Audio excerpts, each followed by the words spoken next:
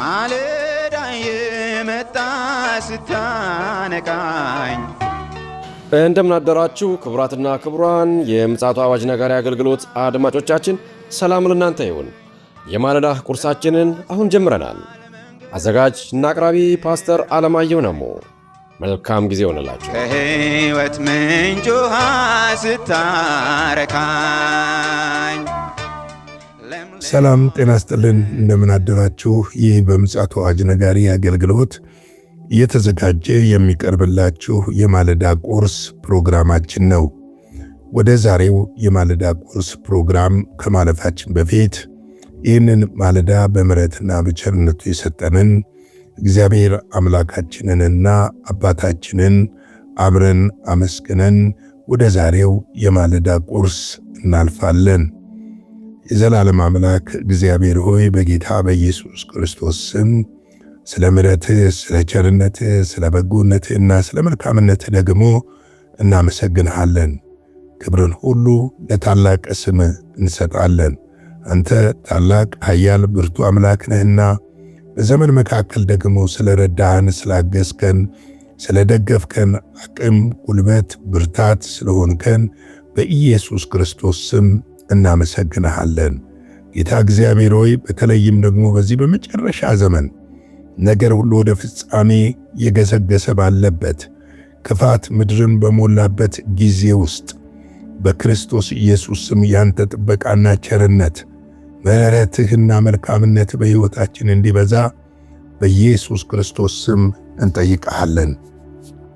ጌታ እግዚአብሔር ሆይ የዘመኑ የትምህርት ንፋስ ቢሆን፣ የምድር የጥፋት ንፋስ ቢሆን በኢየሱስ ክርስቶስ ስም ከነዚህ ነገሮች እንድትሰውረንና በመንገዳችንና በጎዳናችን እስከ አንተ ምጽአት ወደ አንተ እስክንመጣ ድረስ ያንተ ጥበቃ፣ ያንተ መልካምነት፣ ያንተ በጎነት፣ ያንተ ምሕረት፣ ያንተ ቸርነት እንዳይለየን በኢየሱስ ስም እንለምንሃለን። አንተ ሁሉ በሁሉ ነህ፣ ከምንም በላይ እግዚአብሔር ሆይ ትወደናለህ። ፍቅርህን በቀራንዮ መስቀል ላይ ገልጸህልናል። በሞትህ ሞታችንን ወስደሃል። መርገማችንን በእንጨት ላይ ለዘላለም ወስደኸዋል። ስለ ሕመም ደዌያችን ቆስለሃል። በቁስልህ ደግሞ እኛን ፈውሰኸናል። ኃጢአታችንን በደምህ አጥበህ ለአምላካችን መንግሥት ልጆች እንድንሆን፣ ካህናቶች እንድንሆን፣ አገልጋዮች እንድንሆን አድርገህናል። እናመሰግንሃለን። እግዚአብሔር ሆይ እኛም በሰጠን ጸጋ፣ በተደረገልን ምሕረት፣ በበዛልን ቸርነትህ አንተን በሌሊትና በቀን ማገልገል እንድንችል አሁንም ጸጋህና ኃይልህ እንዲበዛልን እጠይቃለሁ። የደከመው እንዲበረታ፣ አቅም እንድትሆነው፣ ጉልበት እንድትሆነው፣ እንቅልፍ ያለው ከእንቅልፉ እንዲነቃ፣ እንዲባንን፣ አይኖቻቸው እንዲከፈት እግዚአብሔር ሆይ እጆቻቸውን እንድትይዝ፣ ዘመኑን እንዲመረምሩ ጌታ እግዚአብሔር ሆይ ቃልህን እንዲያስተውሉ ማስተዋልን እንድትመልስ በኢየሱስ ክርስቶስ ስም እንጠይቃለን። መጽሐፍ ሲናገር የማያስተውል ሕዝብ ይገለበጣል ተብሎ እንደተጻፈ ሕዝብ ባለማስተዋልን ወደ ጥፋት እንዳይሄድ የማስተዋልን መንፈስ በሕይወታቸው ላይ እንድታደርግ በኢየሱስ ስም እጠይቃለሁ። እግዚአብሔር ሆይ እነሆ ደግሞ ይህንን ቃልህን ስለሰጠህን እናመሰግናለን። ቃልህን የምንሰማበትን መንፈስ ልቦናችንን ሁሉ ክፈተው። እግዚአብሔር የዘላለም አምላክ እንድናስተውል አይኖቻችንን አብራ። ቃልህ የተባረከ ይሁን። ስለ ሁሉ ነገር ተመስገን። ማለዳውን ባርክልን። በኢየሱስ ስም አሜን። እንግዲህ በትናንትናው ዕለት እየተመለከትን ያለነው የተሰሎንቄ መጽሐፍ ምዕራፍ 2 ነው። በትናንትናው ዕለት ቁጥር 16ን ለመመልከት ሞክረናል። እናንተም እንዳደመጣችሁት ተስፋ አደርጋለሁ። እንግዲህ በወንጌል ውስጥ በምናልፍበት ሰዓት እንዴት በምን አይነት መልኩ ልናልፍ እንደምንችልና በእነዚህ መንገዶች ውስጥ ስናልፍ ደግሞ የእግዚአብሔር ጸጋና ምሕረት ቸርነት እንዴት እየበዛልን እንደምንሄድ ለመመልከት ሞክረናል። እንግዲህ ሁልጊዜ ኃጢአታቸውን ይፈጽሙ ዘንድ አሕዛብ እያንዳንዱ እንዴት እንዳይድኑ እንደሚያደርጉ በትናንት ወዲያ ተመልክተናል። በትናንትናው ዕለት ደግሞ እኛ ግን ወንድሞች ሆይ በልብ ያይደለ ፊት ለፊት ለጥቂት ጊዜ አጥተናችሁ በብዙ ናፍቆትና ፊታችሁን ለማየት እጅግ ሞከርን ይላል። ምን አይነት ናፍቆት በወንጌል ውስጥ መፈቃቀር እንዳለ ዛሬ በቤተ ክርስቲያን የምናየው የዳነ ወንድማችንን በምን መልክ ነው የሚለውን ቆም ብለን እንድናይ ስለ ዳኑት ወንድሞቻችን እህቶቻችን ናፍቆት አለን ወይ? ስለ እነሱስ መተከል፣ መጽናት፣ መበርታትስ እንማልዳለን ወይ? እንጸልያለን ወይ? የሚለውን ነገር እንድናይ የሚያደርገን ጉዳይ ነው።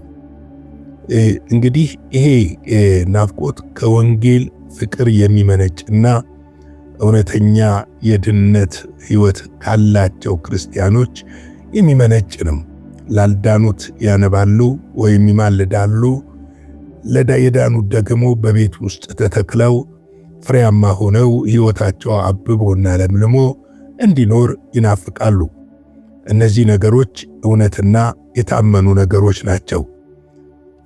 ዛሬ ብዙ ወንድሞችን ወደ ዓለም እንዲመለሱ ካደረጋቸው ነገሮች አንዱ በእኛ በቤት ውስጥ ላልዳኑት ወይም ለዳኑትም ቢሆን ያለን ፍቅር አናሳ መሆንና ከዛ ይልቅ እርስ በራስ ያለን ነገር ሌሎችን ወደ ጎን መተው ነው። በአንዳንድ የአገልግሎት ጊዜ በአንዳንድ ቤተ ክርስቲያን ባሳለፍኩበት፣ በተለይ አንድ ቤተ ክርስቲያን ባሳለፍኩበት አዲስ ሰው ወደ ማህበሩ እንዲቀላቀል አይፈለግም ነበር። በጣም ነው የታዘብኩት። ህብረቱም ግንኙነቱም ትውውቁም ድሮ እንተዋወቃለን፣ ድሮ አብረን ነበርን፣ ድሮ እንደዚህ ነበረ በሚል በተወሰኑ ሰዎች የታጠሩ ስለነበረ ወደ ጌታ ኢየሱስ ክርስቶስ መጥተው ድነው የደህንነት ትምህርት ተምረው የተጠመቁ ሰዎች ደግሞ በዛ ህብረት ውስጥ ለመቀላቀል ስለሚከብዳቸው ወደ ሌላ አጥቢያዎች ሲያመሩ አይቻለሁ። እዛ ቦታ ላይ ትልቅ ትምህርትን ተምሬያለሁ። ምክንያቱም ምን አይነት የክርስቶስ ኢየሱስ ልብ ከሌለንና ራሳችንን በተወሰነ ግሩፕ አጥረን ስንመጣ ለሌሎች ክፍት እንዴት እንደማንሆንና ዝግ እንደምንሆን መመልከች እያለሁ። ወንጌል ባህሪው እንደዛ አይደለም። ለሌሎች ክፍት መሆን ነው። የልብ ክፍትነት፣ መናፈቅ፣ እነዛን ለማግኘት መፈለግ፣ መጣር፣ እነሱን ማሳደግ፣ እነሱ ለእግዚአብሔር ፍቅር እንዲኖራቸው በወንጌሉ እንዲተከሉ፣ ምክንያቱም ሰይጣን ወደኋላ እንዳይመልሳቸው ማድረግ እጅግ አስፈላጊ ጉዳይ እንደሆነ ይህ ክፍል ያስተምረናል። ለጥቂት ጊዜ አተናችሁ ነበር ይላል። በብዙ ናፍቆት አለ። የውስጥ ናፍቆት፣ የልብ ናፍቆት፣ የመንፈስ ናፍቆት ለማየት እጅግ ሞከርን ይላሉ። ለማየት ሞከርን። በብዙ ነገር ተይዘዋል። ነገር ግን ለማየት ይሞክሩ ነበር። ለማየት ይጥሩ ነበረ። ለማየት ይታቀኑ ነበረ። ናፍቆታቸው፣ ልባቸው እነዛ ሰዎች ጋር ነበረ። ይህ የሚያስገርም ጉዳይ እኮ ነው ወገኖቼ። የሚያስደንቅ ጉዳይ እኮ ነው ወገኖቼ። ቁጥር 18 ላይ ሄደን ስንመለከት ወደ እናንተ ልንመጣ ወደን ነበረ፣ እኔ ጳውሎስም አንዴና ሁለት ጊዜ፣ ሰይጣን ግን አዘገየኝ። አያችሁ፣ ማስቀረት ግን አይችልም፣ ማዘገየት ግን ይችላል። ዛሬ ብዙ ሰዎች ብዙ ነገሮቻችሁ የዘገየባችሁ በእንደዚህ መልክ ሊሆን ይችላል። እነዚህን ሰዎች ማየት ይፈልጋል። ከአንዴም ሁለቴ ለመምጣት ሞክሯል፣ ግን አዘገየው። በምን? በተለያየ ሁኔታ። አንዳንድ ነገሮችም የጸሎታችን መልሶች የሚዘገዩት እንደዚህ ናቸው። ማዘግየት ይችላል፣ ግን ማምጣት መከልከል አይችልም። የዳንኤልን መጽሐፍ ስናጠና ዳንኤል ጸሎት ገብቶ ነበረ። ነገር ግን እየጸለየ ባለበት ሰዓት ደግሞ 21 ቀን ሙሉ በእግዚአብሔር ፊት በጾም በጸሎት ሲማልድ በ21ኛው ቀን መልአኩ ገብርኤል መጣና ዳንኤል ሆይ አለው፣ ጸሎትህ ተሰምቷል። መቼ? የመጀመሪያ ቀን። ነገር ግን ጸሎትህን ምላሽ ይዤ እንዳልመጣ የፋርስና የሜዶን አለቃ በአየር ላይ ተዋጋኝ ይላል። 21 ቀን የጸሎቱ መልስ እንዳይደርስ ይዋጋል። አንዳንድ የጸሎታችን መልስ ወደ እኛ እንዳይመጣ የሚያዘገዩ ነገሮች አሉ። ዘገያል ወገኖቼ። ሰይጣን ማስቀረት አይችልም፣ ማዘግየት ይችላል። ግን በተለያየ ምክንያቶች በተለያየ ጥበቦቹን ተጠቅሞ አንዳንድ ነገሮችን ሊያዘገይ ይችላል፣ ሊያስቆም ግን አይችልም። ስለዚህ ጳውሎስ የሞከረ ነበረ። ወደ እናንተ ልንመጣ ወደን ነበር፣ ፈቃዳቸው ነው። ምክንያቱስ ምን አላቸው? ናፍቆት ነበራቸው። ፊታቸውን የማየት ናፍቆት ነበር። ፊታቸውን የማየት ጉጉት ነበር። የሞከሩ ነው። ነገር ግን አዘገየናል፣ አዘገየን። እኔ ጳውሎስ ስም አንዴና ሁለት ጊዜ ሰይጣን ግን አዘገየን ይላል። ዛሬ ብዙ የዘገዩ ነገሮች እንዳሉ እረዳለሁ። የዘገዩ ነገሮች ይቀራሉ ማለት አይደለም። ሙከራችንን፣ ጸሎታችንን፣ የምናደርገውን ነገር ማቆም የለብንም። ትልቁ የኛ ችግር ምንድነው? አንድ ሁለቴ እንጸልያለን፣ ከዛ በኋላ እናቆማለን። ነገር ግን የመልሱን እስኪቀበል ድረስ ዳንኤል መጸለዩን አላቆመም። መልሱ እስኪመጣ ድረስ አላቆመም። መልአኩ መጥቶ ያንን መልስ እስከነገረው፣ ራእዩን እስከነገረው ድረስ ምንም ነገር ጸሎቱን ማቋረጥ አልፈለገም። ለምንድን ነው ያልፈለገው?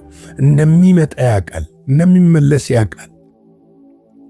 ወገኖቼ 10 ቦታ ስለዞርን መልስ ይመጣል ማለት አይደለም።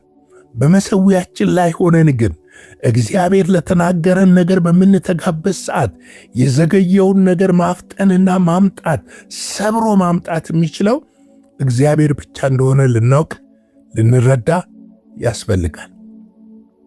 ምክንያቱም የእግዚአብሔር ሐሳብ የሚያስቆም በሰማይም በምድርም ምንም ኃይል ስለሌለ እግዚአብሔር ሐሳብ ሁልጊዜ ምንድነው? የሚፈጸም እንደሆነ ልናውቅ ያስፈልጋል። ስለዚህ የዘገየ ነገር ሁሉ ቀርቷል ማለት አይደለም። የዘገየ ነገር ሁሉ ቆሟል ማለት አይደለም። የዘገየ ነገር ሁሉ አልተቻለም ማለትም አይደለም። ስለዚህ ብዙ ነገሮቻችንን ሊያዘገይ የሚችል ጠላት እንዳለን፣ ተግዳሮት እንዳለ ግን ማወቅና መረዳት በጠላት ኃይል ላይ የተሰጠንን ስልጣን፣ የልጅነት ስልጣን፣ የልጅነት መብት፣ የልጅነት አቅም፣ የልጅነት ጉልበት መጠቀም መቻል አለብን። ለዛም ደግሞ የእግዚአብሔርን ቃል ሰይፋችን አድርገን ስንነሳ ነው። በእግዚአብሔር ቃል ስንታጠቅ እንደሆነ ልናውቅ ያስፈልጋል። በባዶ ማሸነፍ አይቻልም። በባዶ ድል መንሳት አይቻልም። ያለ እግዚአብሔር ቃል ምንም ማድረግ አንችልም። ምክንያቱም የኛ ትልቁ የመዋጊያ ሰይፋችን የእግዚአብሔር ቃል እንደሆነ ልናውቅና ልንረዳ ያስፈልጋል ማለት እወዳለሁ። ስለዚህ ነው ጳውሎስ አዘገየን አለ እንጂ አስቀረን አላለም። እናንተን ከማየት አስቀረን አላለም። ከአንዴም ሁለት ጊዜ ግን ምን አድርጓቸዋል? አዘግይቷቸዋል። ያዘገየ ማለት ያስቆመ ማለት እንዳልሆነ ልናውቅ ያስፈልጋል። እንግዲህ ወዳጆቼ፣ እኛ ግን ወንድሞች ሆይ በልብ ያይደለ ፊት ለፊት ለጥቂት ጊዜ አተናችሁ በብዙ ናፍቆት ፊታችሁን ለማየት እጅግ ሞከርን። ወደ እናንተ ልንመጣ ወደ ነበርና እኔ ጳውሎስም ወደን ነበርና እኔ ጳውሎስም አንዴና ሁለት ጊዜ ሰይጣን ግን አዘገየኝ ሲል እንሰማለን። ለዛሬ ማለዳ ያዘጋጀሁት ይህንን ይመስላል። ላይክ፣ ሼር፣ ሰብስክራይብ በማድረግ አገልግሎታችንን ደግሞ በገንዘባችሁ እየደገፋችሁ አብራችሁ እንድትቆሙ በጌታ ፍቅር ጠይቃለሁ። የጌታ ጸጋ ሰላም ከኛ ጋር ይሁን። አጭር ጸሎትን ጸልይና የዛሬ የማለዳ ቁርሳችንን በዚሁ እንገታለን። የዘላለም አምላክ እግዚአብሔር ሆይ በጌታ በኢየሱስ ክርስቶስ ስም ስለዚህ ማለዳ ስለ ምሕረትህ፣ ስለ ቸርነትህ፣ ስለ በጎነትህና ስለ መልካምነትህ ሁሉ ክብር ምስጋና ከዘላለም እስከ ዘላለም ላንተ ይሁን። አንተ ታላቅ ኃያል ብርቱ አምላክ ነህ። በመንፈስህና በቃልህ ስላስተማርከን እናመሰግንሃለን። ደግሞም ይህንን ቀን ባርክልን፣ ከክፉ ሁሉ ጠብቀን፣ በደምህ ሸፍነን፣ በኢየሱስ ክርስቶስ ጌታ ስም አሜን።